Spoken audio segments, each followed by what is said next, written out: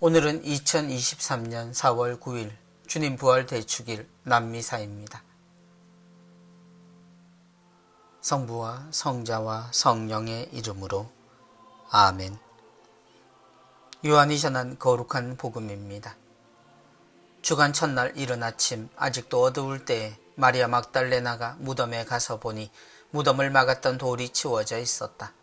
그래서 그 여자는 시몬 베드로와 예수님께서 사랑하신 다른 제자에게 달려가서 말하였다. 누가 주님을 무덤에서 꺼내갔습니다. 어디에 모셨는지 모르겠습니다. 베드로와 다른 제자는 밖으로 나와 무덤으로 갔다. 두 사람이 함께 달렸는데 다른 제자가 베드로보다 빨리 달려 무덤에 먼저 다다랐다. 그는 몸을 굽혀 아마포가 놓여있는 것을 보기는 하였지만 안으로 들어가지는 않았다. 시몬 베드로가 뒤따라와서 무덤으로 들어가 아마포가 놓여있는 것을 보았다. 예수님의 얼굴을 쌌던 수건은 아마포와 함께 놓여있지 않고 따로 한 곳에 개켜져 있었다. 그제야 무덤에 먼저 다다른 다른 제자도 들어갔다. 그리고 보고 믿었다. 사실 그들은 예수님께서 죽은 이들 가운데에서 다시 살아나셔야 한다는 성경 말씀을 아직도 깨닫지 못하고 있었던 것이다. 주님의 말씀입니다. 그리스도님 찬미합니다.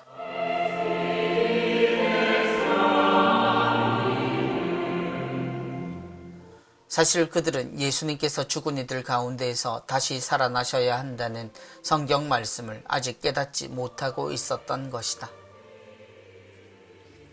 부활 사건이 일어난 안식일 다음 날은 지금 우리의 주일입니다. 일을 시작하는 시간 서둘러 예수님의 무덤을 방문한 여인에게서 무덤이 비었음을 확인한 제자들의 이야기가 부활 대축일 남미사에 펼쳐집니다.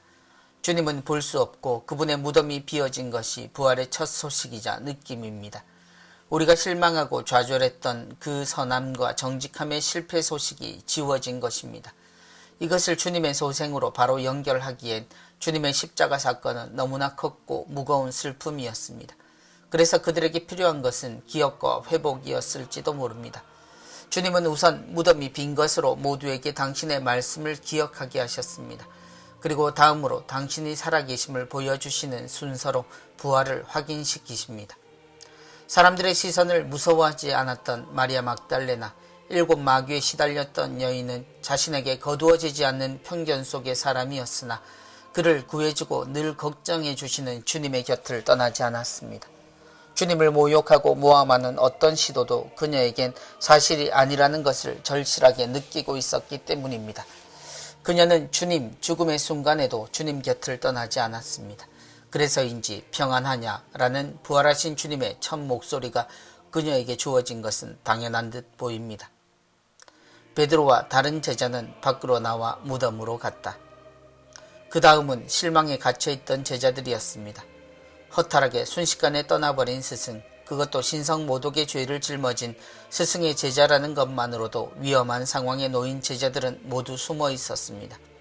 그들이 함께했던 시간과 말씀과 배움들 모두가 무너져버린 듯한 시간 속에서 스승의 무덤이 비었다는 것은 희망보다 또 다른 두려움이었을지도 모릅니다. 그래서 그들에게 주님의 부활은 그 시간의 무게만큼 뒤로 밀려납니다. 그리고 보고 믿었다.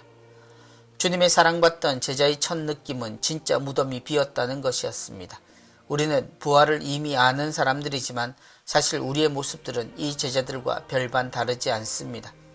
오히려 우리 자녀들에게는 세상의 결론을 가르치는 데 더 익숙한 우리의 모습을 보면 우리는 기도의 양이나 성경 읽기의 정도보다 더 소중한 신앙의 중심을 놓치고 있는 것은 아닌지 고민입니다.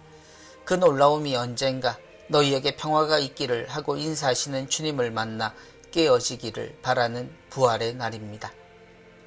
성부와 성자와 성령의 이름으로 아멘.